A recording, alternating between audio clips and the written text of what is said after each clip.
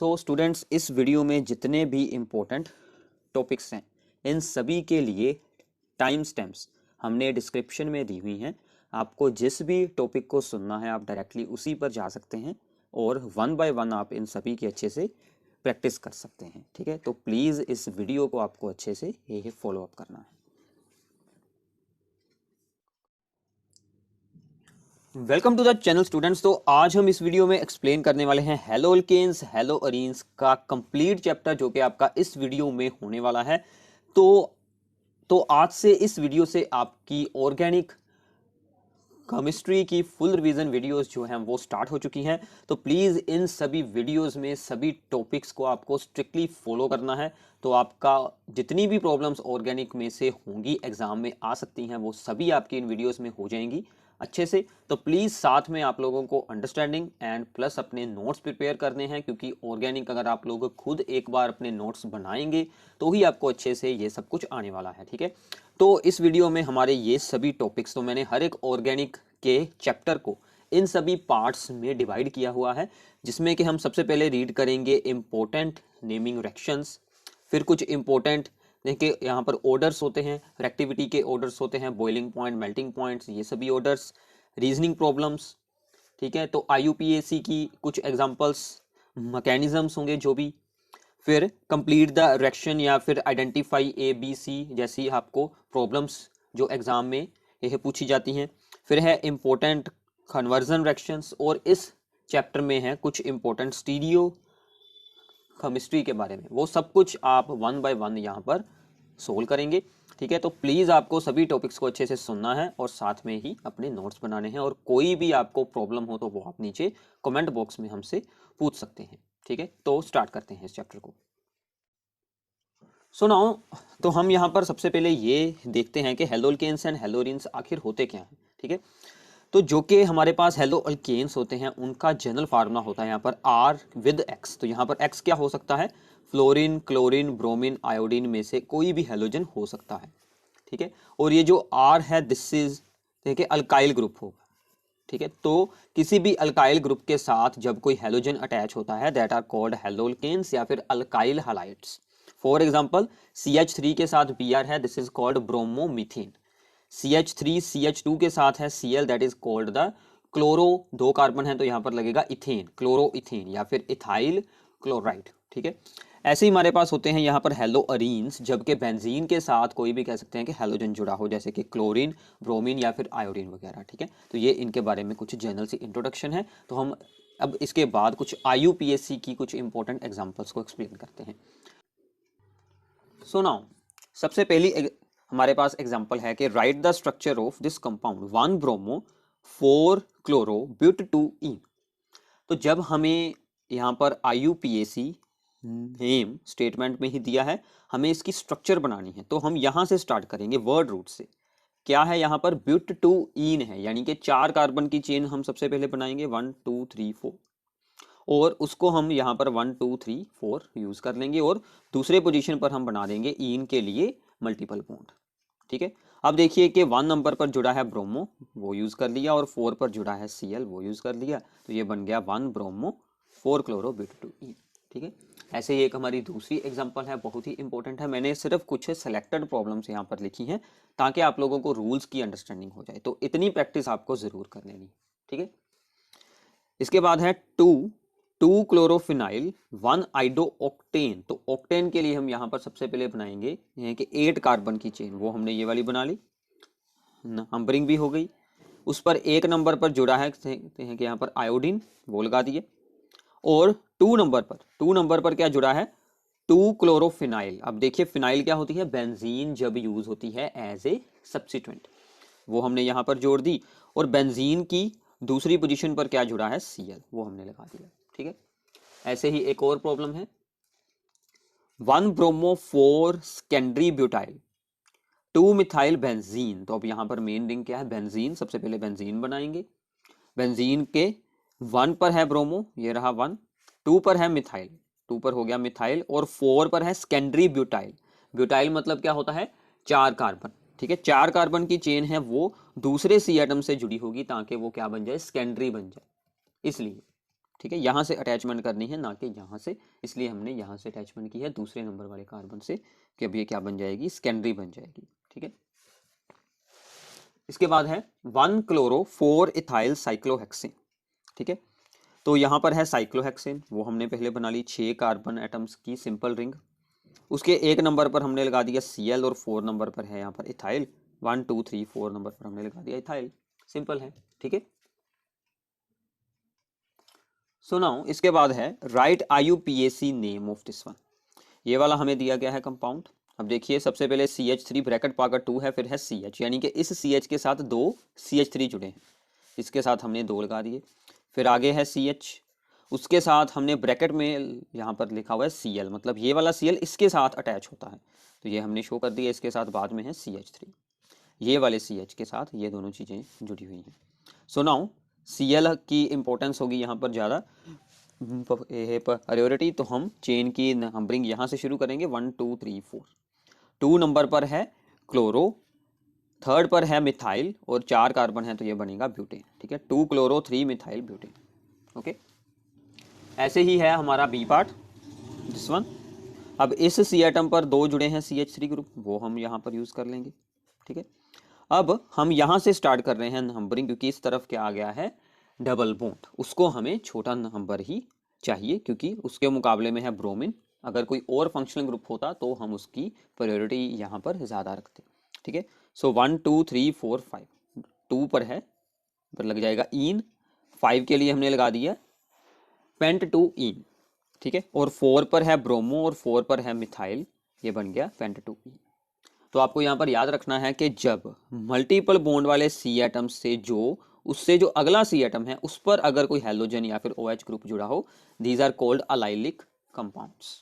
ये बन गया अलाइलिक हलाइड, क्योंकि डबल बॉन्ड वाले सी एटम से अगला जो सी एटम है उसके साथ हेलोजन जुड़ा है। ठीक है, ये भी एग्जाम में बहुत बार ये पूछा जाता है। कुछ बेंजीन वाली एग्जांपल्स करते हैं, ये वाली एग्जांपल थी। अब देखिए यहाँ पर ऑप्शन था कि हम यहाँ से शुरू हो जाते 1 2 3 4, बट अगर हम यहाँ से शुरू होते 1 फिर 2 फिर आता 3 एंड 4, तो अगर हम यहाँ से शुरू हुए हैं तो 1 2 एंड 4, तो हमने क्या चूज करना होता है lowest set of the locants, तो इसलिए ये वाला सही होगा। 1 4 पर 2 Cl है तो 1 4 डाइक्लोरो, 2 पर जुड़ा है मिथाइल बेंजीन। ऐसे ही हम ये वाली एग्जांपल कर सकते हैं 1 2 3 4, 2 एंड 4 पर जुड़े हैं NO2, सो 2 4 डाइनाइट्रो, बाकी बन गया क्लोरोबेंजीन। ठीक है, तो ये कुछ आपके लिए बेसिक यहाँ पर IUPAC की एग्जांपल्स हैं, तो ये ज़रूर आप लोगों ने सोल्व करनी है, क्योंकि एग्जाम में 1 मार्क्स में या फिर 2 मार्क्स में 2 डिफरेंट एग्जांपल्स आपको पूछी जा सकती हैं। ठीक है, so now important reactions from this unit. तो सबसे पहली रिएक्शन है हमारे पास ग्रूव्स प्रोसेस। ठीक है, तो जितनी भी मैं आपको यहाँ पर रिएक्शंस बताऊंगा आपको साथ में ही उनको सोल्व आउट करते जाना है। ठीक है, तो ये आपके लिए बहुत ही इंपॉर्टेंट है, क्योंकि सभी प्रॉब्लम्स में यही रिएक्शंस जो हैं वो यूज़ होने वाली हैं। ग्रूव्स प्रोसेस में क्या होता है कि हम प्राइमरी और सेकेंडरी अल्कोहल्स को, ठीक है, रिएक्ट करवाते हैं with HCl gas in the presence of anhydrous zinc chloride. ठीक है, इसका रोल क्या है कि ये यहाँ पर कार्बन और ऑक्सीजन के बॉन्ड को ब्रेक करवा देता है। तो रिएक्शन बहुत ही हमारे लिए सिंपल है कि यहाँ से जो OH ग्रुप एंड ये जो हाइड्रोजन है ये आपस में जुड़कर H2O बनाएंगे, और Cl है वो हमारे अल्काइल ग्रुप के साथ जुड़कर यहाँ पर क्लोरोइथेन बना देगा, यानी कि अल्काइल हलाइड हमारा फॉर्म हो जाएगा। ठीक है, तो ये हो गई ग्रूव्स प्रोसेस, जिसके साथ हम अल्कोहल से अल्काइल हलाइड बना सकते हैं।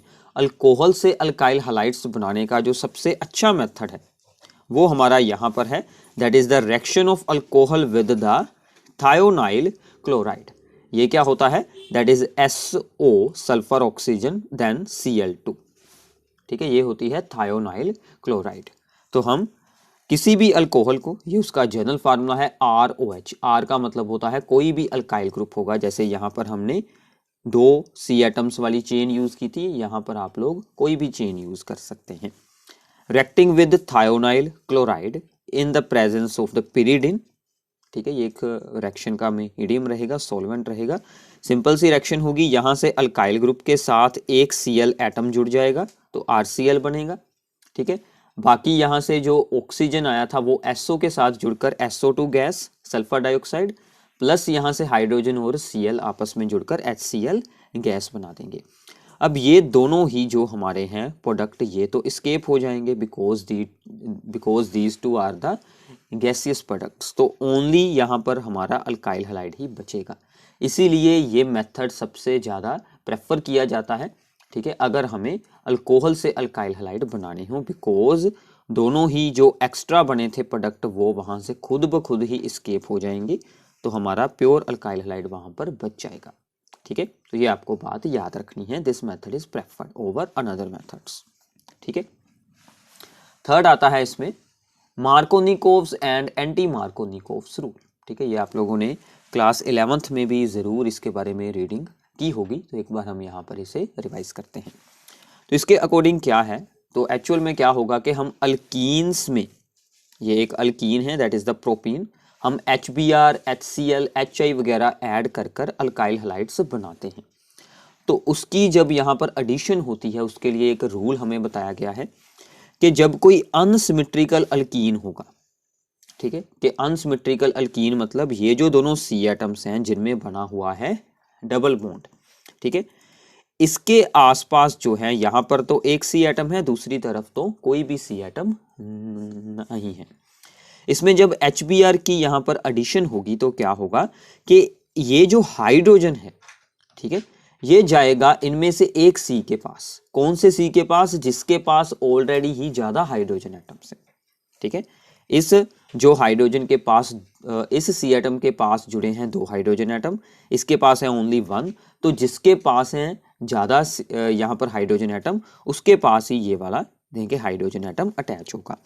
और ये जो Br है ये जाएगा दूसरे C के साथ, तो ये जाएगा यहाँ पर और ये जो हाइड्रोजन जाएगा इसके पास, तो यहाँ पर क्या बनेगा CH3, इसके साथ क्या अटैच हो चुका है Br, CHBr, और यहाँ पर एक और हाइड्रोजन CH3, ये जो यहाँ से एक बॉन्ड हो गया ब्रेक, तो ये बन गया हमारा 2 ब्रोमोप्रोपेन। ठीक है, this is very very important one. ठीक है, तो अगर हमें ये रिक्वायरमेंट हो कि हमें इस ब्रोमीन को 1 नंबर पोजीशन पर यानी कि इसके साथ जोड़ना है, तो हमें क्या करना होगा, हम इसमें ऐड कर देते हैं दैट इज द, ये इसमें हम ऐड कर सकते हैं यहाँ पर पर ऑक्साइड। ठीक है, तो यहाँ पर ये जो ऐड होती हैं पर ऑक्साइड्स, ये हमारे पास होता है जैसे कि बेंजोइल, ये बेंजोइल पर ऑक्साइड ऐड की जा सकती है। इसके साथ क्या होगा कि एडिशन हमारी ऑपोजिट होगी, और ये सिर्फ HBr के ही केस में हो सकता है। अगर हम HCl या फिर HI यूज कर रहे हैं तो हमारा मार्कोनिकोव रूल से अप्लाई होगा। अगर हम इसमें ऐड कर देते हैं यहाँ पर परऑक्साइड, तो ये बन जाएगा एंटी मार्कोनिकोव्स रूल, या फिर हम इसे बोल सकते हैं परऑक्साइड इफेक्ट। ठीक है, तो फिर क्या होगा, फिर ये जो हाइड्रोजन है ये जाएगा इस C के पास, और ये जो Br है ये जाएगा इस C के पास, तो हमारा बन जाएगा 1 ब्रोमोप्रोपेन। तो ये दोनों रिएक्शंस ही बहुत ही इंपॉर्टेंट है। हमने प्रोपीन को चेंज किया है इनटू द 2 ब्रोमोप्रोपेन, हमने यहाँ पर प्रोपीन को ही चेंज किया है 1 ब्रोमोप्रोपेन। तो अभी ही इन्हें साथ में ही नोट डाउन कर लें, these are the very very important one. ठीक है, तो आगे चलते हैं 4th रिएक्शन की तरफ। सो नाउ यहाँ पर अब है हमारी 4th रिएक्शन। तो हमारी 4th रिएक्शन क्या है, that is the Finkelstein reaction, और this is a type of the halogen exchange reaction. तो ये स्पेशली यूज की जाती है टू प्रिपेयर द आइडोअल्कीन्स। ठीक है, किसी दूसरे अल्काइल हैलाइड से हम, जैसे कि क्लोरीन और जो ब्रोमीन वाले होंगे अल्काइल हैलाइड, वहां से हम उनकी जगह पर आयोडीन अटैच करेंगे। तो फॉर एग्जांपल हमने यहाँ पर अल्काइल हैलाइड ही यूज किया है, इसकी जगह पर X है, तो यहाँ पर X की जगह पर क्या क्या हो सकता है, Cl या फिर Br, यानी कि क्लोरो वाले या फिर ब्रोमो वाले जो हैलाइड्स, जो यहाँ पर अल्काइल हैलाइड्स होंगे उसमें हम ऐड करेंगे सोडियम आयोडाइड। ठीक है, तो सोडियम आयोडाइड इसमें ऐड करने के पर और एसीटोन में ये हमारी रिएक्शन होगी और इसकी रिफ्लेक्सिंग की जाएगी। ठीक है, तो रिफ्लेक्सिंग एक स्पेशल प्रोसेस होती है, उसके साथ ये वाली रिएक्शन होगी। आपको सिर्फ ये याद रखना है कि ये जो अल्काइल ग्रुप के साथ जुड़ जाएगा, यहाँ से कह सकते हैं कि आयोडीन, तो आयोडीन के साथ जुड़कर यहाँ पर आइडोअल्केन्स बन जाएंगे और Na एंड X आपस में जुड़कर बना लेंगे सोडियम हैलाइड। ठीक है, तो इसकी एक एग्जांपल मैंने आपको बताई हुई है साथ में, तो प्लीज़ एग्जांपल्स को प्रैक्टिस करें। इसके नोट्स में आपको इसीलिए डायरेक्ट नहीं यहाँ पर प्रोवाइड कर रहा हूँ।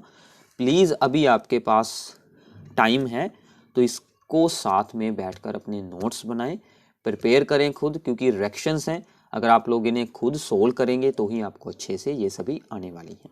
ठीक है, इससे अगली रिएक्शन है, सेम इसी में ही है, स्वार्ट्ज रिएक्शन। इसको भी हम यूज़ करते हैं टू प्रिपेयर द फ्लोरोअल्कीन्स। ठीक है, तो फ्लोरीन वाले जितने भी कंपाउंड्स होंगे उनके लिए स्पेशल रिएक्शंस होंगी हमेशा। तो फ्लोरोअल्केन्स बनाने के लिए हम अल्काइल हैलाइड्स में ऐड करते हैं fluorinating agents like Hg2F2 that is the mercurous fluoride, या फिर हम ऐड करते हैं सिल्वर फ्लोराइड AgF। तो सिंपल सी रिएक्शन है, ये हमने यूज़ किया है यहाँ पर क्लोरोइथेन, इसमें हमने ऐड कर दिया है मर्क्यूरियस फ्लोराइड, तो ये फ्लोरीन Cl की जगह पर आ जाएगा और Cl इसकी जगह पर चला जाएगा, तो मर्क्यूरियस क्लोराइड बन जाएगा और ये बन गया हमारा फ्लोरोइथेन। ऐसे ही सिमिलरली आप लोग यहाँ पर AgF यूज़ कर कर जो हैलोजन का यहाँ पर एक्सचेंज यहाँ पर हो सकता है। ठीक है, तो सिंपल सी रिएक्शंस हैं, बट इन्हें याद रखना ही सिर्फ हमारे लिए मुश्किल होता है, याद हो जाती हैं ईजिली अगर आप लोग साथ में सोल्व कर लेंगे तो। ठीक है, इसके बाद है बोरोडिन हंस-टिकर रिएक्शन और द सिंपली हंस-टिकर रिएक्शन। ठीक है, इसमें भी हमारे अल्काइल हैलाइड्स ही फॉर्म होने वाले हैं। इसमें हमें क्या यूज करना है, silver salts of the acids. ठीक है, silver salts of the carboxylic acids react with the bromine in the presence of the CCl4 and decomposing to form the alkyl halides। तो हमने यहाँ पर एक सिल्वर साल्ट ऑफ एसिड, आप लोगों को याद होगा कि जो एसिड्स होते हैं वो कुछ ऐसे होते हैं, इनका जो हाइड्रोजन की जगह पर हमने क्या यूज कर लिया है, दैट इज द सिल्वर, इसलिए ये बन गया silver salt of the acid. तो इसमें हमने ऐड की है bromine in the presence of the CCl4, तो ये जो CH3 है इसके साथ एक Br अटैच होकर बनाएगा ब्रोमोमीथेन, ये जो CO2 गैस बनकर बाहर निकलेगी और Ag के साथ दूसरा जो ब्रोमीन है वो यहाँ पर AgBr बना लेगा। ठीक है, तो ये थी हमारी 6th रिएक्शन। ठीक है, तो आगे चलते हैं नेक्स्ट रिएक्शन पर। सो नाउ इसके बाद है हमारी बहुत ही important reaction, that is the diazotization, जिसमें हम बनाएंगे बेंजीन डाइजोनियम क्लोराइड या फिर सिंपली डाइजोनियम सॉल्ट। ठीक है, तो डाइजोनियम सॉल्ट का आपके लिए एक्सपेरिमेंट भी होता है। ठीक है, प्रैक्टिकल्स में भी आप लोग इन्हें जरूर बनाकर देखेंगे। तो इसके लिए हमें सिंपली क्या चाहिए, देखिए एनिलीन में हम ऐड करेंगे यहाँ पर NaNO2 एंड HCl का मिक्सचर। ठीक है, सोडियम नाइट्राइट एंड HCl जो कि एक दूसरे के साथ रिएक्ट होकर HNO2 बनाएंगे, दिस इज HNO2। ठीक है, इसको हम ऐसे भी लिख सकते हैं, ये HONO, चाहे आप HNO2 लिख लें, सेम है। ये आगे जाकर एनिलीन के साथ रिएक्ट होकर और ये रिएक्शन होगी इन द के at the low temperature 0 to 5 degree Celsius. Ice के साथ हमें जो इस रिएक्शन मिक्सचर के आसपास आइस क्यूब्स रखने पड़ते हैं। तो यहाँ से हमारा बन जाएगा बेंजीन डाइजोनियम क्लोराइड। ठीक है, इसमें इसकी जो है यहाँ पर स्ट्रक्चर आपको है ध्यान से देख लेनी, बेंजीन के ऊपर N2 positive and Cl negative, साथ में आयन जुड़ा है और साथ में बनेगा वाटर। आप इस रिएक्शन को इजीली ऐसे भी रिप्रेजेंट कर सकते हैं, दिस इज द एनिलीन। ठीक है, तो एरो के ऊपर ही हम सब कुछ यहाँ पर लिख देते हैं कि हमने इसमें ऐड किया है NaNO2 in the presence of HCl and reaction हो रही है 0 to 5 डिग्री सेल्सियस में। तो फॉर्मेशन क्या होगी, N2 पॉजिटिव Cl नेगेटिव। ठीक है, और N के साथ ये जो N है इनमें से एक N के साथ जुड़ी होती है बेंजीन, ऐसे आपको बनाना है diazonium salt. This is the benzene diazonium chloride या फिर सिंपली डाइजोनियम साल्ट। ये हमारा बहुत ही यूजफुल रीजेंट है जो हम आगे की कुछ रिएक्शंस में यूज करने वाले हैं।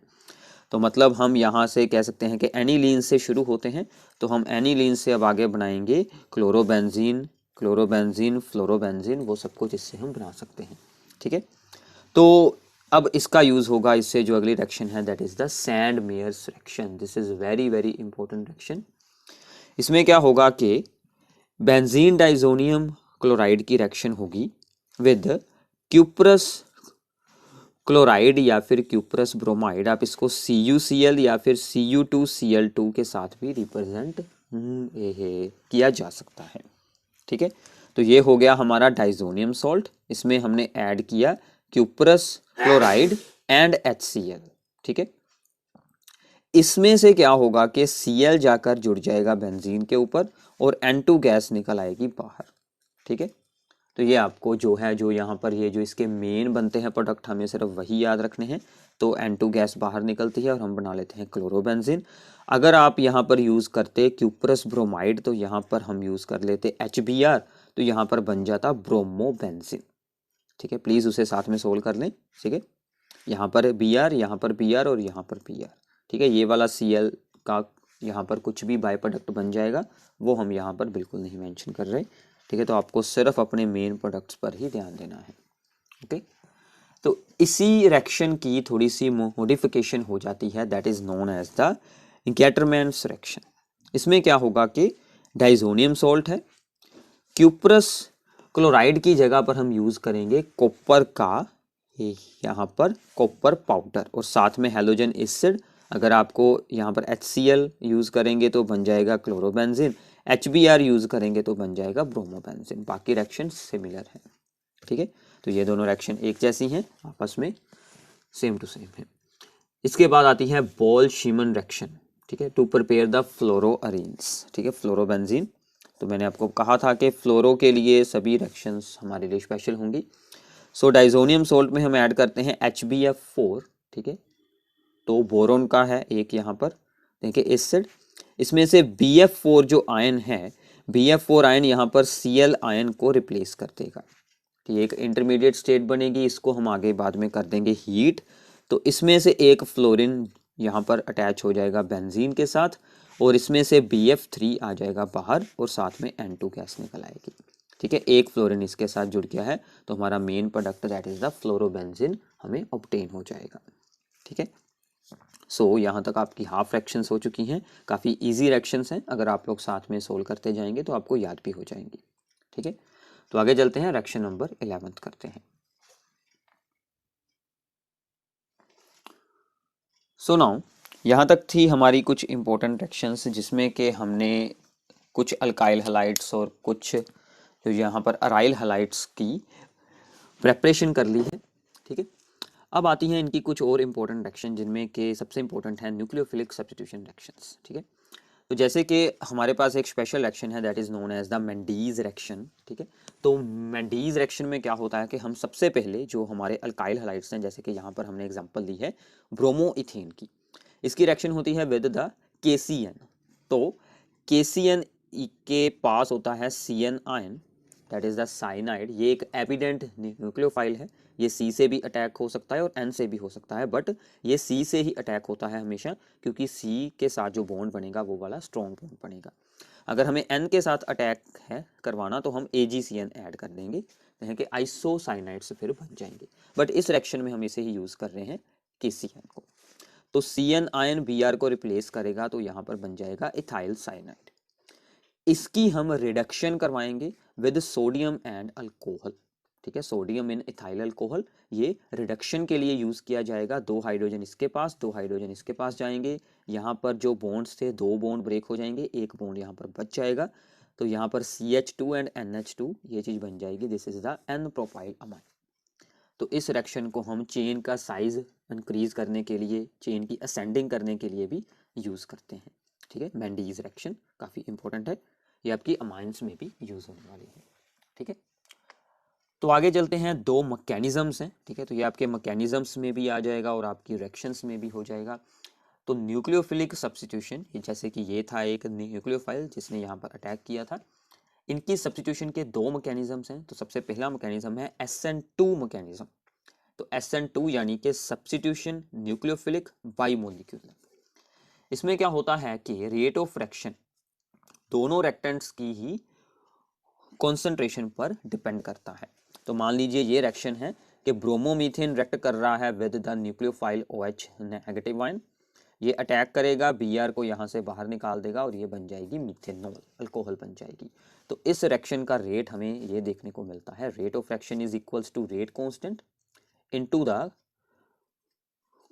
concentration of alkyl halide and the concentration of the OH ion, ठीक है। तो अब इस रिएक्शन का मैकेनिज्म क्या रहने वाला है? अब इस रिएक्शन का अगर आप लोग यहाँ से ऑर्डर सोल्व करते हैं तो इसका ऑर्डर मिल जाएगा 2, क्योंकि एक पावर इसकी है और एक पावर इसकी है, दोनों को ऐड कर देंगे, ऑर्डर इसका 2 है, इसीलिए हम इसे बोलते हैं बाइमोलिक्यूलर रिएक्शन। अब ये रहा इस रिएक्शन का मैकेनिज्म। तो ये सिर्फ एक स्टेप में ही हो जाती है रिएक्शन। तो क्या होगा कि अब यहाँ पर ये जो हाइड्रोक्सल आयन था, यानी कि न्यूक्लियोफाइल था हमारा, ये इस CH3Br के C पर अटैक करेगा। ठीक है, ये वाला हाइड्रोजन जो कि यहाँ पर सॉलिड वेज के साथ दिखाया गया है, ये होता है यहाँ पर प्लेन ऑफ द पेपर के आउटवर्ड, यानी कि ऐसे होगा यहाँ से।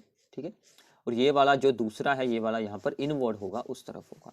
जब यहाँ पर अटैक हुआ, ठीक है, तो फिर OH ने अपना बॉन्ड C के साथ फॉर्म करना शुरू कर लिया और Br का बॉन्ड ब्रेक होना शुरू हो गया। तो हमने दोनों तरफ ही डॉट्स में बॉन्ड को रिप्रेजेंट किया है और हमने चार्ज जो है उसको भी पार्शियली यहाँ पर डिस्ट्रीब्यूट कर दिया है।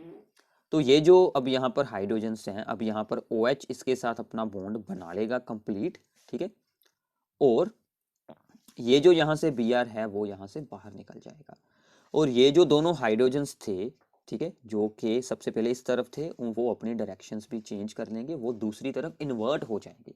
ठीक है, तो ये वाला यहाँ पर है सॉलिड वेज और ये वाला बन जाएगा यहाँ पर डैश्ड वेज, ये वाला तो जा। ठीक है, जो पहले इस तरफ था वो अब इस तरफ हो गया है, तो इसलिए इसमें होती है इन्वर्जन ऑफ द कॉन्फ़िगरेशन। ठीक है, और इसमें जो सबसे इंपॉर्टेंट बात आप लोगों को पूछी जाती है वो है रेक्टिविटी का पर देखिए ऑर्डर।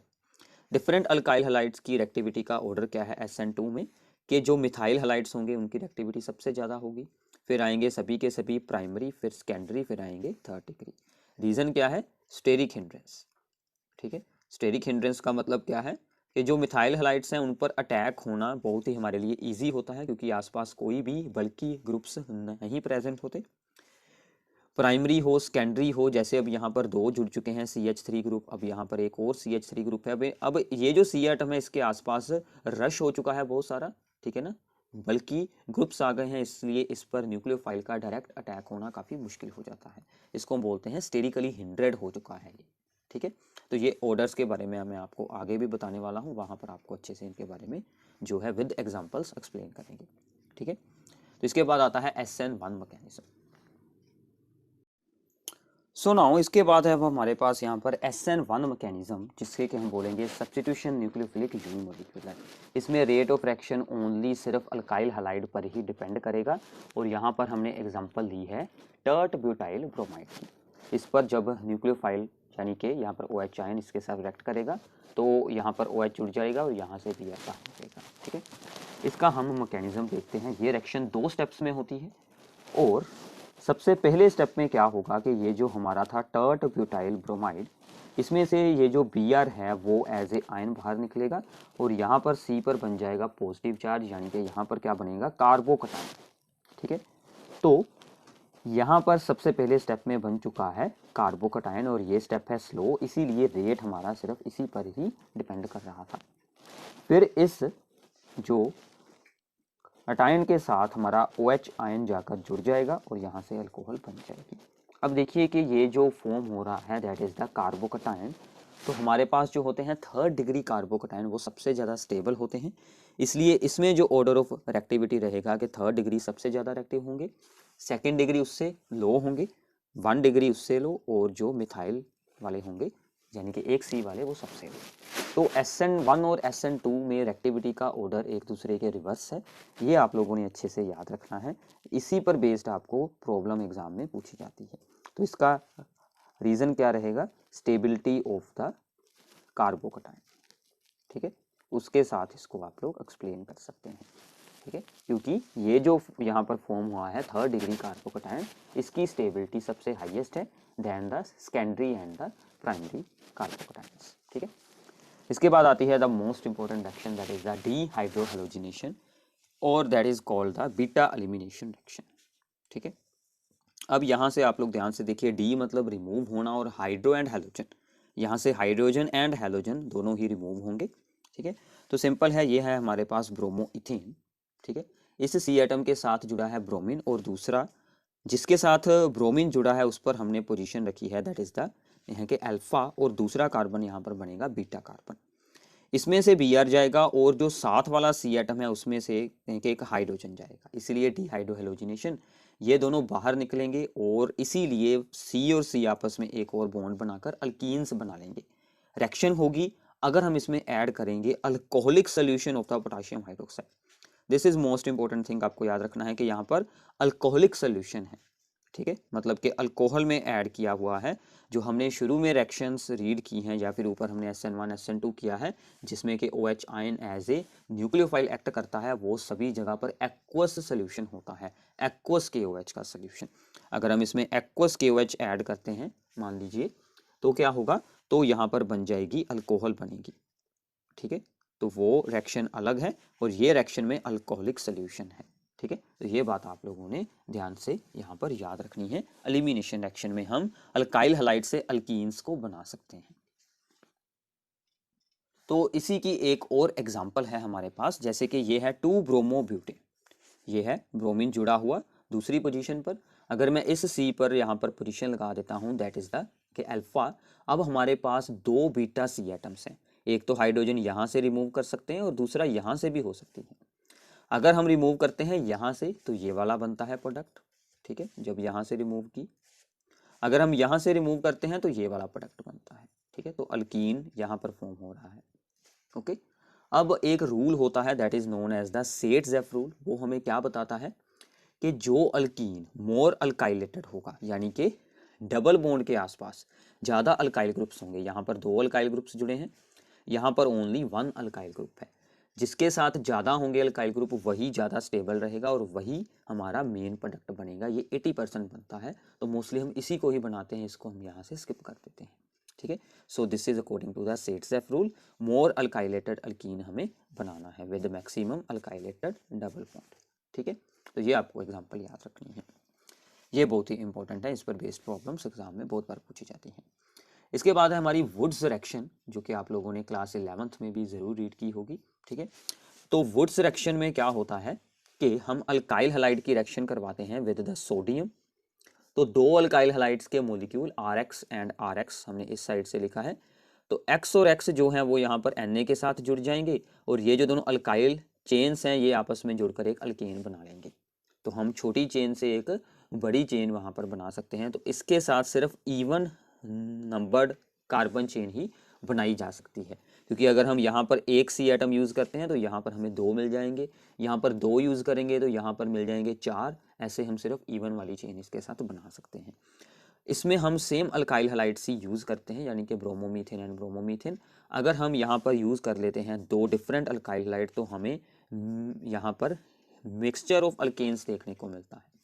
एक अल्केन ये वाला बन गया, एक ये वाला बन जाएगा, ऐसे हमें मिक्सचर ऑफ अल्केन्स देखने को मिलता है, इसलिए ये वाली चीज़ हमारे लिए यूजलेस बन जाती है। तो यही हमारी मेन रिएक्शन है, ठीक है। So this is the Wurtz reaction. अब इसी रिएक्शन में हम कुछ थोड़े से और ये चेंजेस करते हैं तो वो बन जाती हैं Wurtz Fittig and the fitting reaction. So now इससे पहले हम एक्सप्लेन करते हैं डोज प्रोसेस को। This is also very very important reaction. So I hope कि आप लोग साथ में सोल आउट जरूर कर रहे हैं। ये रिएक्शन में क्या होता है कि क्लोरोबेंजीन चेंज होगा इनटू द फिनोल, ठीक है। क्लोरोबेंजीन टू फिनोल हम चेंज करेंगे। ऐसा भी एग्जाम में डायरेक्टली पूछा जाता है कि how to convert the chlorobenzene to phenol. Simple है, क्लोरोबेंजीन लें, this is our chlorobenzene.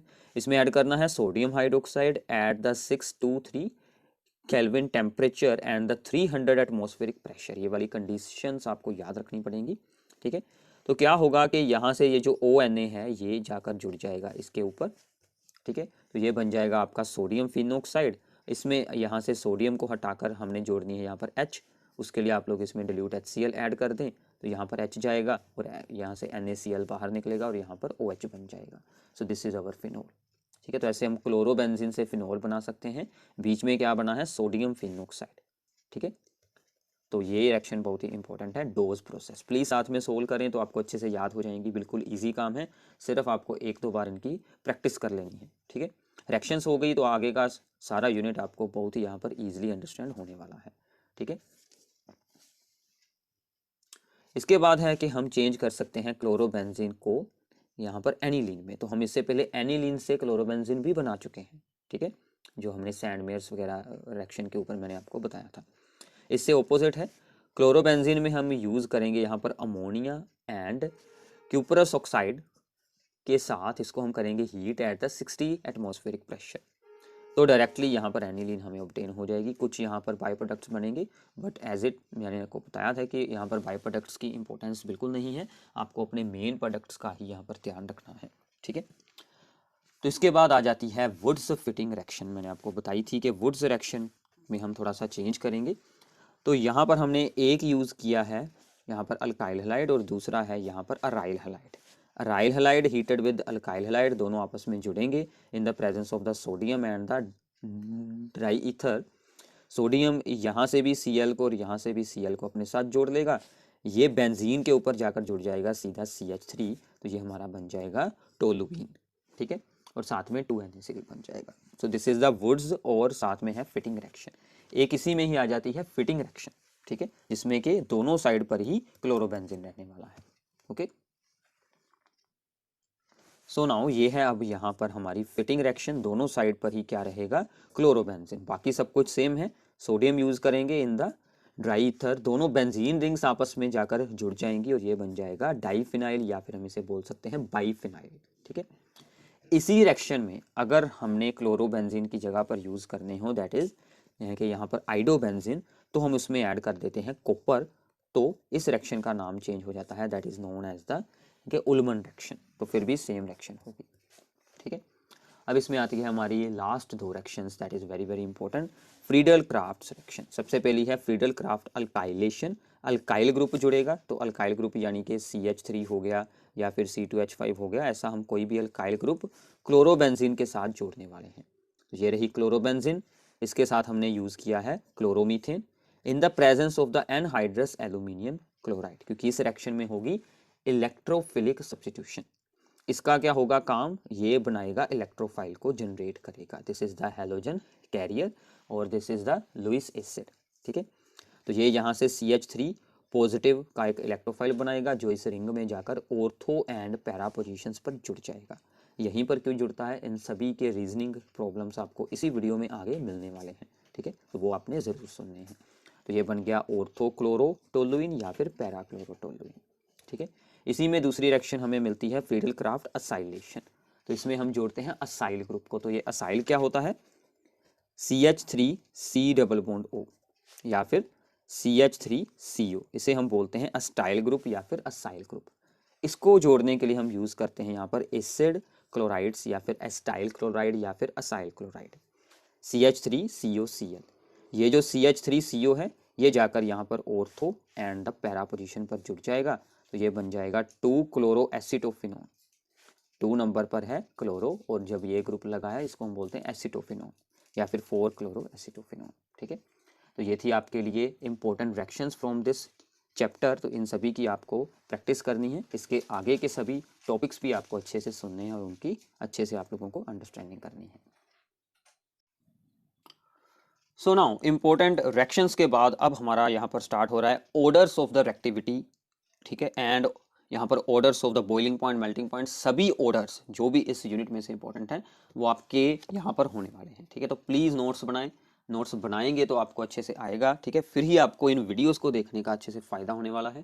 Please notes अपने अपने ज़रूर बनाने हैं, ठीक है।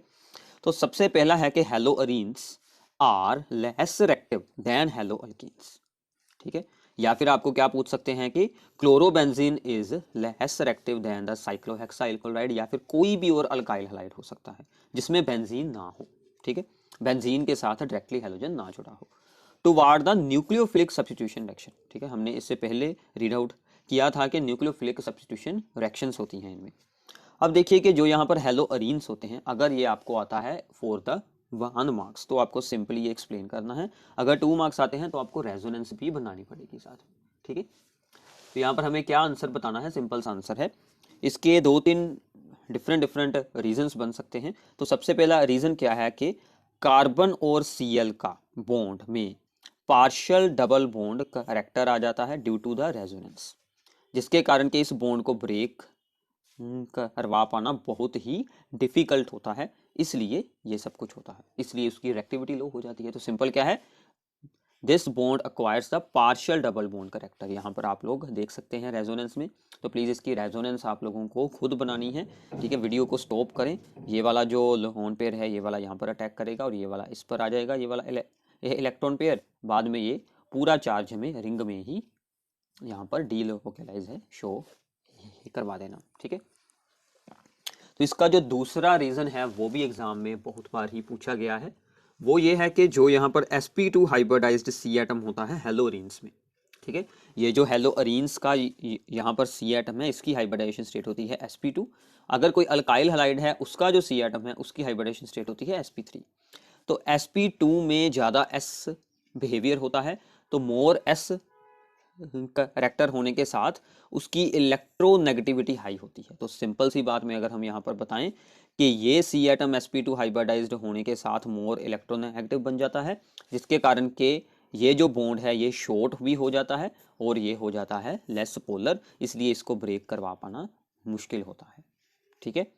ये दो रीजंस आप लोगों ने याद रखने हैं। आपको ये भी पूछ सकते हैं कि why C X bond is shorter, उसका रीजन भी सेम रहेगा कि sp2 hybridised and more electronegative. या फिर आपको ये भी पूछ सकते हैं कि why this bond is less polar, उसका रीजन भी सेम रहेगा। तो ये सभी चीज़ें एक दूसरे के साथ जुड़ी हुई हैं, ठीक है। तो इसी में एक चीज़ आप लोगों को और पूछ सकते हैं, वो क्या आएगा, यहाँ पर है statement, chlorine is electron withdrawing group yet it is ortho and para directing in the electrophilic substitution. हम यहाँ से इसको ऑब्जर्व करते हैं, रेजोनेंस इफेक्ट में ऑर्थो ये होती है ऑर्थो पोजीशन, ये होती है यहाँ पर ये पैरा पोजीशन। ऑर्थो और पैरा पोजीशंस पर इलेक्ट्रॉन्स की डेंसिटी इंक्रीज हुई है, ठीक है। ये ऑर्थो ऑर्थो ये बन गई आपकी ये para position. Ortho and para position पर इलेक्ट्रॉन्स की डेंसिटी इंक्रीज हुई है, इसीलिए वो ऑर्थो एंड पैरा डायरेक्टिंग होता है। तो आप लोग रेजोनेंस बनाकर दिखाएंगे, अगर आपको ये चीज़ पेपर में पूछी जाती है तो ये वाली रेजोनेंस आपने बनानी है। तो इसी एक प्रॉब्लम में आपके 3-4 डिफरेंट रीजनिंग प्रॉब्लम्स के आंसर आप लोगों को मिल जाएंगे। तो प्लीज़ अच्छे से सुनना है, नोट डाउन करना है, नोट डाउन होगा तो ही अच्छे मार्क्स आएंगे, अच्छे से अंडरस्टैंडिंग होगी। ऑर्गेनिक है तो एक दो बार अगर आप लोगों की प्रैक्टिस होगी तो ही ये अच्छे से आपको आने वाली है, ठीक है। आगे चलते हैं। सो नाउ इसके बाद ये है कि हमने अभी अभी रीड किया है कि क्लोरोबेंजीन की reactivity towards the nucleophilic substitution reaction low होती है अगर इसके साथ कोई इलेक्ट्रॉन विदड्रॉइंग ग्रुप जैसे कि NO2 CN या फिर COO के H ग्रुप, ऐसे कोई group ortho and para position पर आकर अटैच हो जाते हैं तो इसकी रिएक्टिविटी इंक्रीज हो जाएगी, ठीक है। जैसे कि यहाँ पर ये था क्लोरोबेंजीन, इस पर हमने क्या किया कि यहाँ पर NO2 ग्रुप को ज्वाइन कर दिया एट द पैरा पोजीशन, इसलिए इसकी रिएक्टिविटी यहाँ पर इंक्रीज हो जाएगी, ठीक है। तो ये बात आप लोगों को याद रखनी है। इसका रीज़न मैं आप लोगों को आगे जाकर बताता हूँ, उसके लिए हमें रेजोनेंस बनानी पड़ती है, ठीक है। पहले आप लोगों को ये वाला कहते हैं कि यहाँ पर ऑर्डर याद रखना है कि अगर ये NO2 यहाँ पर जुड़ा हो या फिर यहाँ पर भी जुड़ा हो, इन दोनों में से किसी भी एक पोजीशन पर, तो भी उसकी रिएक्टिविटी इंक्रीज ही होगी देन द क्लोरोबेंजीन, ठीक है। और थर्ड इसमें है जो हमने यहाँ पर SN2 और SN1 रिएक्शंस को रीड आउट किया था। तो यहाँ पर SN2 क्या होती है, उसमें ऑर्डर ऑफ रिएक्टिविटी क्या रहा था कि मिथाइल जितने भी हैलाइड्स होंगे वो सबसे ज़्यादा रिएक्टिव होंगे, बाद में जितने भी 1 डिग्री हैलाइड्स होंगे यानी कि प्राइमरी, फिर सेकेंडरी और फिर आएंगे 3rd डिग्री, ठीक है। रीज़न क्या था, due to the steric hindrance. तो इसमें कुछ एग्जांपल्स हैं जो आपको एग्जाम में डायरेक्टली ये पूछी जाती है। हमें यहाँ पर दिए गए हैं compound 1 bromobutane, 2 bromobutane and 2 bromo 2 methyl propane, ठीक है। अब इन सभी की आपको स्ट्रक्चर बनानी है। सबसे पहले तो 1 ब्रोमोब्यूटेन ये रहा, 2 ब्रोमोब्यूटेन ये रहा और ये रहा हमारा 2 ब्रोमो 2 मिथाइल प्रोपेन, ठीक है।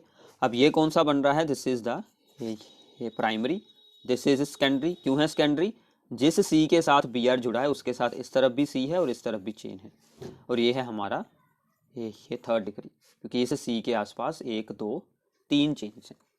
तो इसका मतलब ऑर्डर ऑफ रिएक्टिविटी ये रहेगा, सबसे ज़्यादा रिएक्टिव ये, उससे कम ये और उससे कम ये, ठीक है। ऐसे ही अगर हो सभी के सभी यहाँ पर 1 डिग्री बट इसके साथ जुड़ा है यहाँ पर जुड़ा है कि इसमें ये आयोडीन, इसमें जुड़ा है ब्रोमीन, इसमें जुड़ा है क्लोरीन, तो सबसे पहले आयोडीन और C का जो बॉन्ड होता है वो वीक होता है, ठीक है। So iodine is a good leaving group, तो वो सबसे पहले बाहर निकल जाएगा, तो इसलिए इसकी रिएक्टिविटी सबसे हाई है। उससे कम इसकी है और उससे कम अगर Cl जुड़ा हो, क्योंकि उसका बॉन्ड स्ट्रॉन्ग बनेगा। ठीक है, तो एक और इसमें कुछ यूनिक सी एग्जांपल है ये वाली। अब इसका रिएक्टिविटी का ऑर्डर इससे होगा यहाँ पर हायर है, तो ये भी क्या है 1 डिग्री है, क्योंकि इस सी को अगर हम देखेंगे इसके साथ आगे ओनली ये सभी एक ही चेन लगी है, और ये भी है 1 डिग्री। बट ये जो सी है इससे जो इससे कहते हैं कि आगे वाला सी एटम है वो भी क्या है 1 डिग्री ही है, बट यहाँ पर इससे जो आगे वाला सी है वो क्या है 2 डिग्री है। तो मतलब यहाँ पर स्टेरिक हिंड्रेंस हो जाएगी, इसलिए इसकी रिएक्टिविटी लो है। हमें तो स्टेरिक हिंड्रेंस को ही देखना है। ठीक है, ओके है। तो आगे चलते हैं, फोर्थ प्रॉब्लम, इसमें ही decreasing orders of the SN1। तो SN1 जस्ट इसके ही कह सकते हैं कि ऑपोजिट हो जाएगा। 3rd डिग्री सबसे ज़्यादा रिएक्टिव, 2 डिग्री उससे कम, एंड 1 डिग्री, और फिर आएंगे मिथाइल हैलाइड्स। तो इसमें ये कुछ एग्जांपल्स हैं। अब इसको अगर हम हैं देखते हैं, इसके इस तरफ भी कोई चेन है, इस तरफ भी है, इस तरफ भी है, तो ये बन गया 3rd डिग्री। ये वाला है ओनली 2 डिग्री, क्योंकि इसको अगर हम देखते हैं तो एक बॉन्ड इस तरफ है और एक सी एटम इस तरफ है, दो साइड पर सी एटम्स हैं, तो ये बन गया 2 degree. 3rd degree is more active than the 2 degree in SN1। ठीक है, कंफ्यूज बिल्कुल नहीं होना। इसका रीजन क्या था, स्टेबिलिटी ऑफ द कार्बोकटायन। ठीक है, ऐसे ही ये वाली एग्जांपल हो जाएगी सेम। और ये एक इंपॉर्टेंट एग्जांपल है, ये बहुत बार एग्जाम में आपको आ चुकी है, विद रीजन आपको इसको एक्सप्लेन करना पड़ता है। ये है हमारा बेंजाइल क्लोराइड, और ये है कोई सिंपल क्लोरोप्रोपेन। ठीक है, प्रोपाइल क्लोराइड। अब बेंजाइल क्लोराइड सभी अल्काइल हैलाइड से ज़्यादा रिएक्टिव होता है टुवार्ड्स द SN1 रिएक्शन। तो SN1 में इसकी रिएक्टिविटी हाई होने का क्या रीज़न है? SN1 में हमने क्या देखा था कि सबसे पहले क्या बनता है, कार्बोकटायन, यानी कि इस Cl को यहाँ से रिमूव कर दें तो इस पर क्या बनेगा, पॉजिटिव चार्ज। ये जो है, ये जो आयन बनता है, ठीक है ना, बेंजाइल जो है पॉजिटिव चार्ज के साथ जो ये यहाँ पर आयन बनाता है, ये रेजोनेंस के साथ स्टेबलाइज हो जाता है, इसलिए इसकी रिएक्टिविटी हाई है इन द SN1 रिएक्शन। ठीक है, इस रीजन को अच्छे से आपको याद रखना है। ओके, तो ये थे SN1, SN2 and nucleophilic substitution के रिएक्शन के ऑर्डर्स। अब आता है बीटा एलिमिनेशन या फिर डीहाइड्रोहेलोजिनेशन की रिएक्शन के कुछ इंपॉर्टेंट ऑर्डर्स। इसमें क्या बात याद रखनी है कि जो यहाँ से H एंड Br रिमूव होते थे, ठीक है, तो इसको हम बोल देते थे एलिमिनेशन रिएक्शन, अल्कीन्स फॉर्म होते हैं। तो जितना स्टेबल अल्कीन फॉर्म होगा उतनी ही रिएक्शन में रिएक्टिविटी ज़्यादा होगी उस अल्काइल हैलाइड की।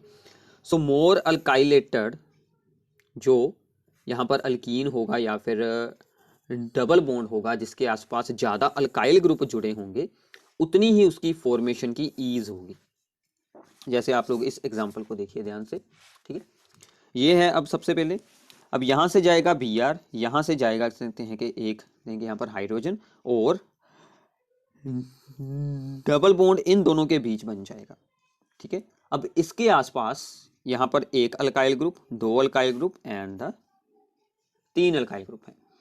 अगर हम इसको देखें तो इन दोनों के बीच बनने वाला है, यहाँ से Br उतरा और यहाँ से H उतरा, यहाँ पर एक अल्काइल ग्रुप और 2 अल्काइल ग्रुप, 2 ही हैं सिर्फ। अगर हम यहाँ पर देखें, आई थिंक आप लोगों को शो हो रहा होगा, यहाँ पर है Br सबसे एंड पर, और यहाँ से जाएगा कह सकते हैं कि हाइड्रोजन इन दोनों में से, और यहाँ पर ओनली 1 अल्काइल ग्रुप है, यहाँ पर ओनली 1 है, यहाँ पर 2 हैं, यहाँ पर हैं 3 अल्काइल ग्रुप। तो ये वाला सबसे ज़्यादा रिएक्टिव होगा टुवार्ड्स एलिमिनेशन, मतलब ये देखिए ईजिली अल्कीन बनाएगा। ये वाला उससे ज़्यादा लो और ये उससे ज़्यादा लो होगा। तो ये भी बहुत इंपॉर्टेंट है, एलिमिनेशन रिएक्शन के ऑर्डर भी पेपर में पूछ लिए जाते हैं। तो ये सब कुछ हम जो यहाँ पर एक्सप्लेन कर रहे हैं, this is called the Saytzeff rule. ठीक है, ये होता है according to the Saytzeff rule. ठीक है, मैंने आपको बताया था इससे पहले भी रिएक्शंस वाले पार्ट में। ओके, सो नाउ इसके बाद है इसमें कुछ decreasing orders of the boiling point. ठीक है, तो बॉइलिंग पॉइंट में आपको याद रखना है कि बॉइलिंग पॉइंट 2 चीज़ों पर डिपेंड करेगा, एक तो एटॉमिक मास, मॉलिक्यूलर मास और साइज। जितना ज़्यादा साइज होगा, जितना ज़्यादा मॉलिक्यूलर मास होगा, उतना ज़्यादा ही बॉइलिंग पॉइंट होगा।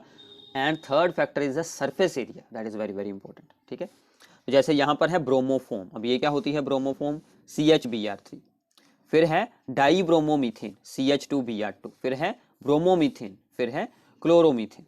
तो अब देखिए Cl का मास Br से लो होता है, इसलिए बॉइलिंग पॉइंट लो।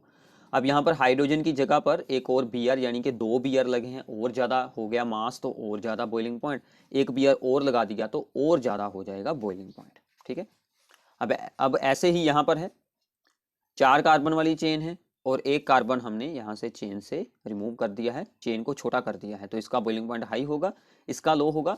अब इसमें भी same number of C atom है, बट यहाँ पर Cl जो है वो यहाँ पर आ गया है दूसरी पोजीशन पर, मतलब इस चेन में क्या हुई है, ब्रांचिंग हो गई है। यहाँ पर थी स्ट्रेट, यहाँ पर क्या हो चुकी है, branching. So this has the less surface area, so this is called the 2-chloropropane has lower boiling point than the 1-chloropropane because of the less surface area due to branching।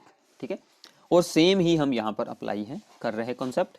यहाँ पर भी 4 carbon है, यहाँ पर भी 4 carbon है और यहाँ पर भी 4 कार्बन है, बट यहाँ पर ब्रांचिंग हुई है ज़्यादा। ठीक है, अगर ब्रांचिंग हुई हो तो फिर मॉलिक्यूल की शेप स्फेरिकल बननी शुरू हो जाती है, जिसके कारण के इसका बॉइलिंग पॉइंट लो होगा, इसका और हाई होगा, इसका होगा सबसे ज़्यादा हाई, क्योंकि ये बिल्कुल स्ट्रेट चेन है। ठीक है, सो boiling point decreases with the surface area अगर डिक्रीज कर देंगे तो। ये बहुत ही इंपॉर्टेंट है, ये वाली एग्जाम्पल जरूर याद रखनी है। इन सभी के हमें यहाँ पर बताए गए हैं common names. This is called N-butyl bromide, this is isobutyl bromide, this is the third butyl bromide यानी कि third degree, secondary and the 1 degree. ठीक है, primary, secondary and the tertiary compounds. Okay, एक है यहाँ पर और रीजन, वो है कि यहाँ पर para dichlorobenzene has higher melting point than the ortho and meta के आइसोमर्स, यानी कि अगर हमने 2 Cl जोड़े हुए हैं बेंजीन के साथ, कौन सी पोजीशन पर है, ये हैं कि यहाँ पर पैरा पोजीशन पर, तो क्या होगा कि इसका मेल्टिंग पॉइंट हाई होगा। मेल्टिंग पॉइंट में सबसे पहले चीज क्या बनी होगी, सॉलिड बनी होगी। ठीक है, तो सॉलिड में क्या होगा, इसकी स्ट्रक्चर है सिमेट्रिकल। ठीक है, सिमेट्रिकल यानी कि आमने सामने पोजीशन पर Cl जुड़े हैं, जिसके कारण के इसकी क्लोज पैकिंग इजीली हो जाती है, जिसके कारण इसका मेल्टिंग पॉइंट हाई रहता है then its ortho and meta isomers. तो ये थे इंपॉर्टेंट ऑर्डर्स। ठीक है, इसके बाद हम एक्सप्लेन करने वाले हैं इंपॉर्टेंट रीजनिंग क्वेश्चंस। ठीक है, so now important reasoning problems में सबसे पहली प्रॉब्लम जो मैंने आपको इससे पहले ही बताया था कि presence of NO2 group at the ortho और the para position increases the reactivity of haloarenes toward the nucleophilic substitution reaction. ये हमें एक्सप्लेन करना है कि अगर ortho and meta position, ortho and para position पर इलेक्ट्रॉन विदड्रॉइंग ग्रुप जैसे कि NO2 आकर जुड़ जाए क्लोरोबेंजीन के साथ, तो उसकी रिएक्टिविटी इंक्रीज हो जाती है। रीजन क्या है इसका? अब इसमें भी सेम है कॉन्सेप्ट। अगर आपको आता है ये वाली प्रॉब्लम फॉर द 1 या फिर 2 मार्क्स में, तो आप सिंपली सिर्फ रिटन में एक्सप्लेन कर दें। अगर आपको स्पेशल साथ में बताया है कि आपको रेजोनेंस बनानी है तो आपको बनानी पड़ेगी। ठीक है, सिंपल है। तो प्लीज़ रेजोनेंस की प्रैक्टिस ज़रूर करें, बिकॉज सैम्पल पेपर में ऐसी प्रॉब्लम्स आपको ऑलरेडी आ चुकी हैं जिसमें रेजोनेंस भी आपको उसकी पूछी गई है। ठीक है, तो उसको भी आप लोगों ने सोल्व करना है। This is very very important problem. तो अब क्या है कि जब NO2 जैसा कोई इलेक्ट्रॉन विदड्रॉइंग ग्रुप आकर जुड़ जाता है ऑर्थो या फिर पैरा पोजीशन पर, वो क्या करता है, this withdraws the electron density from the benzene ring. वो बेंजीन रिंग से इलेक्ट्रॉन्स की डेंसिटी को अपनी ओर अट्रैक्ट करता है, जो कि इलेक्ट्रोफाइल के अटैक को क्या कर देती है, उसको यहाँ पर ईजी बना देती है। एंड यहाँ पर उस C एटम पर जिसके साथ NO2 जुड़ा होता है उस पर भी नेगेटिव चार्ज आता है, जिसको कि वो NO2 ग्रुप बाद में ये स्टेबलाइज कर देता है। ठीक है, इसलिए इसकी रिएक्टिविटी इंक्रीज होती है। अब आप लोग इसकी रेजोनेंस को यहाँ पर ध्यान से ऑब्जर्व करें, उससे आपको रीजन अच्छे से अंडरस्टैंड हो जाएगा। ठीक है, सो नाउ इसमें क्या है कि ये है हमारा ऑर्थो पोजीशन पर जुड़ा हुआ NO2 ग्रुप, ये है हमारी क्लोरोबेंजीन। ठीक है, अब इस पर एक न्यूक्लियोफाइल OH आकर अटैक करेगा, वो जाएगा इसी C एटम के ऊपर जहां पर Cl जुड़ा है, यहां पर लग गया। अब ये बॉन्ड यहां से ब्रेक हो जाएगा और इलेक्ट्रॉन्स का पेयर ऑर्थो वाले C एटम के ऊपर ही रुक जाएगा। अब यहाँ पर N जुड़ा है तो N इस नेगेटिव चार्ज को अपनी ओर अट्रैक्ट करेगा, जिसके साथ के इस रेजोनेंस को जो यहाँ पर देखिए इंटरमीडिएट फॉर्म हो रहा है, इसको वो स्टेबलाइज कर देगा। ठीक है, इसका मतलब ये वाला इलेक्ट्रॉन पेयर यहाँ पर N के साथ भी शेयर हो जाएगा और ऑक्सीजन का बॉन्ड हम ब्रेक करवा कर इलेक्ट्रॉन को यहाँ पर पहुँचा देंगे। ठीक है, अब फिर से ये वाला यहाँ पर अटैक करेगा और ये वाले इलेक्ट्रॉन पेयर आ जाएंगे इस तरफ और ये वाला ब्रेक होकर इस तरफ आ जाएगा। ठीक है। अब फिर ये यहाँ पर अटैक करेगा और इलेक्ट्रॉन का चार्ज यहाँ पर बनेगा। ये आपकी 4 डिफरेंट स्ट्रक्चर्स बन रही हैं, जिसमें कि जिस पर हमने स्टार लगाया है ये वो वाली स्ट्रक्चर है, जिसमें कि नेगेटिव चार्ज उसी सी एटम पर है जिसके साथ N जुड़ा हुआ है। यही इसकी रिएक्टिविटी यानी कि इसकी स्टेबिलिटी को इंक्रीज करता है। ठीक है, तो ये इसका था यहाँ पर हाइब्रिड। तो एंड में इसमें से ये जो Cl आयन है वो रिमूव हो जाएगा, तो यहाँ पर OH अटैच हो जाएगा। ठीक है, तो प्लीज़ इस रेजोनेंस को बनाएं। ठीक है, रेजोनेंस को आप लोगों को बनाना अब यहाँ पर सीखना ही पड़ेगा। 2 रेजोनेंस स्ट्रक्चर्स आ चुकी हैं और ऐसी सेम टू सेम ही आपको ऑर्थो की जगह पर ये कह सकते हैं कि पैरा पोजीशन या फिर मेटा पोजीशन में भी पूछी जा सकती है। मेटा पोजीशन में क्या होगा कि हम NO2 को यहाँ पर यूज़ करेंगे और इस सी एटम पर ये नेगेटिव चार्ज रुकेगा ही नहीं। ठीक है, अगर ऑर्थो पर है, ये कह सकते हैं कि पैरा पर है, वहाँ पर रुकने वाला है, दूसरी पोजीशंस पर ये बिल्कुल नहीं रुकेगा चार्ज। तो इसीलिए ऑर्थो और पैरा पोजीशंस पर ही रिएक्टिविटी इंक्रीज होती है। ठीक है, तो आगे चलते हैं। Second problem, second question is alkyl halides though polar are immiscible with water, explain. Alkyl halides में भी पोलैरिटी होती है बट वो फिर भी वाटर के साथ डिसोल्व नहीं होते, इमिसिबल रहते हैं। ऐसा क्यों? सिंपल सा कॉन्सेप्ट है। ये मान लीजिए हमारे अल्काइल हैलाइड के 2 मॉलिक्यूल्स हैं। ठीक है, और ये है हमारे वाटर के 2 मॉलिक्यूल्स। ठीक है, अब इन दोनों में कोई अट्रैक्शन होगी। ठीक है, और इनमें भी आपस में अट्रैक्शन होगी। तो ये इनकी हैं यहाँ पर ओल्ड अट्रैक्टिव फोर्सेस। अब अगर इन दोनों ने एक दूसरे में इंटरमिक्स होना है तो इनको आपस में कोई अट्रैक्टिव फोर्स है यहाँ पर बनानी पड़ेगी। बट ये जो न्यू अट्रैक्टिव फोर्स बनती है ये बहुत ही वीक बनती है। ये वीक होती है, इसमें से लो अमाउंट ऑफ एनर्जी रिलीज होता है।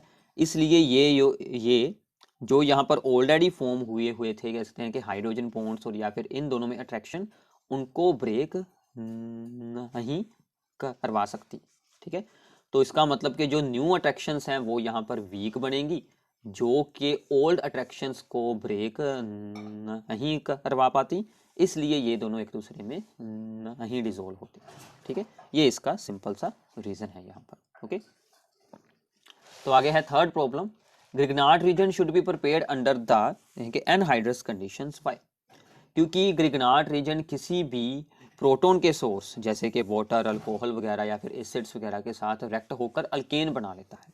इसका ये जो R ग्रुप होता है ये वाटर में से हाइड्रोजन अपने साथ जोड़कर यानी हाइड्रोकार्बन्स बना लेता है, इसलिए यानी कि उसकी रिएक्शन हो जाती है। ठीक है, फोर्थ है dipole movement of the chlorobenzene is lower than that of the cyclohexyl chloride. ये मैंने आपको बताया था कि क्लोरोबेंजीन में क्या होता है कि सी एटम की जो हाइब्रिडाइजेशन स्टेट होती है sp2, जिसके कारण के CCl बॉन्ड की पोलैरिटी लो हो जाती है, जिसके कारण कि उसकी डाइपोल मूवमेंट भी लो हो जाएगी। इसका रीजन सेम है जो हमने ऑलरेडी ही एक्सप्लेन किया हुआ है। ठीक है, तो ये है यहाँ पर sp2 हाइब्रिडाइज्ड, तो इसकी इलेक्ट्रॉन नेगेटिविटी हाई होगी, जिसके कारण के CCl बॉन्ड क्या बन जाएगा, less polar, so therefore the less dipole movement. तो साइक्लोहेक्साइल क्लोराइड में होती है sp3, उसकी इलेक्ट्रोनेगेटिविटी लो होती है, तो वहां पर पोलैरिटी हाई होगी, तो डाइपोल मूवमेंट भी हाई रहेगी। Dipole movement is directly proportional to the polarity of the bond. ये बात आप लोगों को याद रखनी है। ठीक है, तो इसके बाद अब हम स्टार्ट करेंगे कुछ स्टीरियोकेमिस्ट्री की इंपॉर्टेंट टर्म्स। ठीक है, सो नाउ अब हम इसमें स्टार्ट करने वाले हैं सम इम्पोर्टेंट स्टीरियोकेमिस्ट्री की टर्म्स। ठीक है, तो स्टीरियोकेमिस्ट्री में से बहुत सारी प्रॉब्लम्स पूछी जाती हैं, सिंपल होता है काम। तो सबसे पहले आपको याद रखना है कि वो सभी सब्सटेंसेस जो कि plane of the polarised light को रोटेट करते हैं that are called the optically active substances. तो यहाँ पर 2 टाइप की रोटेशंस होती हैं, राइट को और या फिर लेफ्ट को। राइट वालों को हम बोल देते हैं डेक्स्ट्रो रोटेटरी, लेफ्ट वालों को हम बोल देते हैं लेवो रोटेटरी, या फिर इनको पॉजिटिव एंड नेगेटिव साइन के साथ रिप्रेजेंट करते हैं। और यही दोनों जो होते हैं ये बन जाते हैं optical isomers of the given substance, कि इनकी सिर्फ रोटेशन की डायरेक्शन ही डिफरेंट होती है। ठीक है, तो जितने भी ऑप्टिकली एक्टिव सब्सटेंसेस होते हैं वो सभी कौन से मॉलिक्यूल्स होते हैं, that are the chiral molecules. ठीक है, तो इनमें क्या होगा, ये कौन से मॉलिक्यूल्स हैं, वो सभी मॉलिक्यूल्स जो कि अपनी मिरर इमेज पर नॉन सुपर इम्पोजेबल हों। जैसे कि हमारे दोनों यहाँ पर हैंड्स होते हैं, वो एक दूसरे की मिरर इमेजेस तो होते हैं बट एक दूसरे के ऊपर सुपर इम्पोज बिल्कुल नहीं हो पाते। ऐसे ही ये सभी मॉलिक्यूल्स होते हैं जो अपनी मिरर इमेज पर सुपर इम्पोजेबल नहीं होते, वो सभी बन जाते हैं कायरल मॉलिक्यूल्स। और इन सभी में शो होती है ऑप्टिकल एक्टिविटी। और इनके लिए हमें क्या याद रखना है कि इन सभी मॉलिक्यूल्स में ऐसा एक सी एटम होगा जिसके साथ के एटलीस्ट 4 डिफरेंट ग्रुप्स जुड़े होंगे। एटलीस्ट ऐसा एक सी एटम होगा जिसके साथ के चारों ग्रुप यहाँ पर हैं कि डिफरेंट हों, तो वो हमारा बन जाता है कायरल सी एटम। और इसे हम बोल सकते हैं स्टीरियोजेनिक सेंटर। इसको हम स्टार लगाकर रिप्रेजेंट कर सकते हैं, जैसे कि ये है ब्यूटेन टू ओल। अब ये वाला जो सी एटम है, इसकी इस साइड पर जुड़ा है C2H5 यानी कि CH2CH3। इसको एज ए होल देखेंगे तो C2H5। एक साइड पर OH है, एक साइड पर CH3 है, एक साइड पर हाइड्रोजन है। चारों ही यहाँ पर डिफरेंट ग्रुप हैं। सो ये क्या शो करेगा, this is a optically active substance. और जितने भी ऑप्टिकली एक्टिव सब्सटेंस हैं उनमें ये वाली सभी प्रॉपर्टीज देखने को मिलेंगी। और उनमें कोई भी प्लेन ऑफ सिमेट्री भी बिल्कुल नहीं होगा।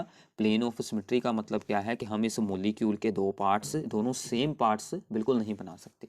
जैसे कि अगर हम इसको यहाँ से हाफ करते हैं तो यहाँ पर एक तरफ CH3 बच जाता है और दूसरी तरफ C2H5 है, तो दोनों जो इसके हाफ बनेंगे वो दोनों डिफरेंट होंगे। ठीक है, तो ये कुछ आपको बातें ऑप्टिकली एक्टिव सब्सटेंसेस के बारे में याद रखनी है। तो इसके बारे में मैं आपको कुछ और बताता हूँ जो इम्पोर्टेंट टर्म्स हैं। सो नाउ इसके बाद इसमें आते हैं कि हमारे पास होते हैं यहाँ पर इनेंशियोमर्स। तो इनेंशियोमर्स क्या हैं, वो स्टीरियो आइसोमर्स यानी कि ऑप्टिकल आइसोमर्स जो कि एक दूसरे की non super imposable mirror images हों। यानी कि उन दोनों सब्सटेंसेस में क्या रिलेशन होगा, वो दोनों एक दूसरे की मिरर इमेजेस होंगी बट नॉन सुपर इम्पोजेबल होंगी। एक दूसरे के ऊपर सुपर इम्पोज बिल्कुल नहीं हो सकती होंगी, जैसे मैंने आपको कहें कि हैंड्स वाली एग्जांपल के साथ बताया था। ठीक है, तो ये जो इनेंशियोमर्स होते हैं इनकी सभी प्रॉपर्टीज़ एक जैसी होती हैं, रिएक्शंस भी और सभी की सभी इनकी फिजिकल प्रॉपर्टीज़ भी। ठीक है, और ये दोनों D&L फॉर्म्स होते हैं यानी कि डेक्स्ट्रो एंड लैवो रोटेटरी, मतलब इनकी रोटेशन ऑपोजिट डायरेक्शन में रहती है। ठीक है, तो अगर हम इनेंशियोमर्स का इक्विमोलर जो अमाउंट है वो यूज़ करें, इन दोनों को सेम नंबर ऑफ मोल्स को एक दूसरे में कर दें मिक्स्ड, तो इनकी रोटेशन आपस में ही सोल आउट हो जाती है। तो हमें टोटल वहाँ पर 0 ऑप्टिकल जो रोटेशन देखने को मिलती है। तो ऐसे मिक्सचर को हम नाम देते हैं रेज़मिक मिक्सचर।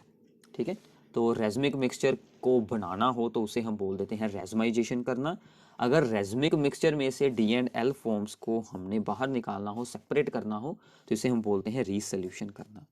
जो इसकी सेपरेशन है वो काफ़ी यहाँ पर होती है डिफ़िकल्ट, क्योंकि इनकी सभी फिजिकल एंड केमिकल प्रॉपर्टीज़ एक जैसी हैं, सिर्फ रोटेशन में ही यहाँ पर डिफरेंस होता है। ठीक है, तो इनको फ्रैक्शनल डिस्टिलेशन के साथ भी सेपरेट हो पाना काफ़ी डिफ़िकल्ट होता है। ठीक है, तो ये इनके बारे में कुछ आपको इंपॉर्टेंट पॉइंट्स याद रखने हैं। एग्ज़ाम में आने वाली रीजनिंग प्रॉब्लम्स आपकी अगर इसकी अंडरस्टैंडिंग है तो बिल्कुल अच्छे से होने वाली हैं, तो प्लीज़ इसको नोट डाउन ज़रूर करते जाएँ। ठीक है, तो फिर आता है एक इम्पोर्टेंट यहाँ पर एक्सपेक्ट है इसका। ठीक है, स्टीरियो केमिस्ट्री का, कि जब भी SN1 रिएक्शन होती है, मैंने आपको बताई है SN1 रिएक्शन। ठीक है, किसी भी ऑप्टिकली एक्टिव सब्सटेंस की, ये भी ध्यान रखना है ऑप्टिकली एक्टिव होना चाहिए कंपाउंड, यानी कि ये जो C एटम है इसके साथ सभी ग्रुप्स यहाँ पर होने चाहिए, अलग अलग जुड़े होने चाहिए। तो इसमें रेज़मिक मिक्सचर बनता है। SN1 रिएक्शन रेज़मिक मिक्सचर बनाती है, SN1 रेज़मिक मिक्सचर बनाती है, ये आपको अच्छे से रट लेना है। क्योंकि क्या होता है कि यहाँ पर जो बना होता है कार्बोकटायन, उस पर न्यूक्लियोफाइल दोनों साइड से अटैक कर कर हाफ 50-50% दोनों टाइप की फॉर्म्स D&L फॉर्म्स यहाँ पर बना देता है। तो दोनों की ऑप्टिकली एक्टिव जो रोटेशन होती है वो ओवरऑल हमें 0 मिल जाती है, तो वो रेज़मिक मिक्सचर बन जाता है। इसी तरह अगर हम SN2 रिएक्शंस में देखते हैं तो वहाँ पर इन्वर्जन होती है, वो मैंने आपको वहाँ पर पहले ही बता दिया था कि जो ग्रुप इस तरफ हैं वो बाद में इस तरफ आ जाएंगे। ठीक है, जो यहाँ पर इस तरफ ऊपर को थे वो इस तरफ हो चुके हैं। यहाँ पर इन्वर्जन जो पहले इस तरफ होंगे वो बाद में इस तरफ ऐसे ओपन होंगे। ठीक है, यहाँ से ऐसे ओपन हो रहे थे, अब यहाँ पर इस तरफ ओपन होंगे, तो ये यहाँ पर इन्वर्जन हो जाती है। तो SN2 में इन्वर्जन होती है, SN1 में रेज़मिक मिक्सचर बनता है। These are the very very important things to remember. ठीक है, अब जैसे कि ये एक हमारे लिए एग्जांपल है, इनमें से कौन सा सब्सटेंस ऑप्टिकली एक्टिव है। ध्यान से देखिए, यहाँ पर ये जो सी एटम है इसके साथ इस तरफ तो ये वाली पूरी चेन है, बट यहाँ पर ओनली OH है, तो 2 बॉन्ड्स तो हो गए, बाकी के 2 इसके साथ क्या होंगे, यहाँ पर हाइड्रोजन्स होंगे। ठीक है, वो हमने रिप्रेजेंट नहीं किए, तो 2 हाइड्रोजन्स होंगे, ये दोनों सेम हो गए, सो this is not optically active. अगर हम इसको देखें, इसका एक बॉन्ड इस तरफ है, सिर्फ एक कार्बन है, और इस तरफ ये वाली पूरी चेन है, एक तरफ OH है, तो एक ही बॉन्ड बचा, एक हाइड्रोजन है, तो यहाँ पर 4 की 4 चीज़ें अलग है, so this is optically active. तो ऐसे आपको इसको ये ऑब्जर्व करना है कि कौन सा सब्सटेंस ऑप्टिकली एक्टिव है और कौन सा नहीं है। ठीक है, तो इसके बाद आती है एक इम्पोर्टेंट चीज़ है इसमें जो मैं आपको बताना चाहता हूँ, जो कि एग्जाम में बहुत बार आपको पूछी गई है। डिस्टिंक्शन है एक, ठीक है, सिर्फ एक ही है इस चैप्टर में, तो आगे वाले चैप्टर्स में और भी बहुत सारी होती हैं, between the chlorobenzene and the benzyl chloride, या फिर कोई भी आपका यहाँ पर अराइल हैलाइड हो और सिंपल अल्काइल हैलाइड हो, उनमें अगर आपको डिस्टिंक्शन हो करनी तो हमें क्या करना है, उनकी रिएक्शन करवानी है विद द सिल्वर नाइट्रेट। तो सिल्वर नाइट्रेट के साथ अराइल हैलाइड्स बिल्कुल नहीं रिएक्ट होंगे, बट ये जो होते हैं बेंजाइल क्लोराइड या फिर कोई भी और अल्काइल हैलाइड, वो रिएक्ट होकर हमें वहाँ पर वाइट प्रेसिपिटेट बना देगा। तो ऐसे आप इसकी डिस्टिंक्शन भी शो की जा सकती है। ठीक है, तो ये थे कुछ स्टीरियोकेमिस्ट्री के इंपॉर्टेंट एस्पेक्ट्स। ठीक है, इसके बाद कुछ एक दो इंपॉर्टेंट प्रॉब्लम्स जिसके साथ कि आपकी इन रिएक्शंस की भी प्रैक्टिस हो जाएगी, वो मैं आपको बताता हूँ। सो नाउ कुछ ऐसी प्रॉब्लम्स हमें एग्जाम में जो है वो सोल्व करने के लिए आ जाती हैं। तो यहाँ पर है क्लोरोइथेन, अगर हम इसमें ऐड करेंगे एक्वस KOH तो क्या बनेगा, ये मैंने आपको बताया था। एक्वस KOH के केस में यहाँ पर होगी न्यूक्लियोफिलिक सब्स्टिट्यूशन, तो क्या बनेगा, C2H5 Cl की जगह पर OH लग जाएगा, अल्कोहल बन गई। ठीक है, तो अगर हम यहाँ पर ऐड करते हैं दैट इज द यहाँ के अल्कोहलिक KOH, हमने अभी अभी रिएक्शन की थी, तो क्या होगा, यहाँ पर एलिमिनेशन होगी, डिहाइड्रोहेलोजिनेशन होगी, तो यहाँ पर अल्कीन बन जाएगा CH2CH2। ठीक है, अगर हम यहाँ पर ऐड करते हैं KCN, तो यहाँ पर CN के साथ अटैचमेंट होगी, तो C2H5 के साथ जुड़ जाएगा CN। अगर हम यहाँ पर ऐड करते हैं केस में कि यहाँ पर AgCN, तो N से अटैचमेंट होगी, तो क्या बनेगा, C2H5NC, that is the isocyanide. तो ये आपको ऐसे याद रखना है, तो ऐसे आपको याद हो जाएंगी सभी रिएक्शंस इजीली। ठीक है, ऐसे ही हमारा इससे जो आगे वाला ऑप्शन है सेकेंड रिएक्शन, ब्रोमोमेंजिन में अगर हम ऐड करते हैं मैग्नीशियम इन द डाइईथर, तो ये क्या बनाएगा, this forms the Grignard reason, तो Mg Br और C के बीच जाकर एंटर हो जाएगा, so this is the form of the Grignard reagent. अगर हम इसमें ऐड करते हैं sodium in the diether, so this is the fitting reaction, तो 2 बेंजीन रिंग्स आपस में जुड़कर क्या बना लेंगी, बाइफिनाइल बना लेंगी। ठीक है, तो ऐसे आपको इन सभी रिएक्शंस को सोल्व आउट करना सीख लेना है। ऐसे ही है CH2OH और एक OH जुड़ा है बेंजीन के साथ यहाँ पर डायरेक्टली, इसमें हम ऐड कर रहे हैं यहाँ पर HCl, तो ये जो Cl है ये यहाँ पर OH को रिप्लेस करेगा। तो ध्यान रखना है, ये जो डायरेक्टली OH जुड़ा है ये बिल्कुल नहीं रिप्लेस होने वाला। ठीक है, ये एज इट इज़ ही यहाँ पर रहने वाला है, तो ये OH ऐसे ही रहेगा, सिर्फ ये वाला OH रिप्लेस होकर Cl अटैच होगा। ठीक है, सो नाउ ये वाली एक प्रॉब्लम जो कि आपको रिसेंट एग्जाम में ही पूछी गई है। ठीक है, तो ये हमें एक अल्काइल हैलाइड है यहाँ पर दिया हुआ। ठीक है, तो सबसे पहले हम इसमें ऐड कर रहे हैं मैग्नीशियम, हमने अभी अभी इसको रीड आउट किया है, तो मैग्नीशियम C और Br के बीच जाकर एंटर हो जाएगा, तो क्या बनेगा आपका CH3 ये सब कुछ ऐसे ही रहने वाला है, CH2 और यहाँ पर MgBr लग जाएगा। ठीक है, यहाँ पर लग गया। अब इसमें हमने ऐड किया है H2। ठीक है, तो ग्रिग्नार्ड रीजन में जब भी वाटर ऐड होता है तो ये जो अल्काइल ग्रुप होता है ये अपने साथ H जोड़कर एक अल्केन बना लेता है, तो मतलब ये जो पूरी टर्म है यहाँ से MgBr को हमने रिप्लेस कर देना है, तो यहाँ पर CH2 के साथ एक हाइड्रोजन को अटैच कर दें तो अल्केन बन गया।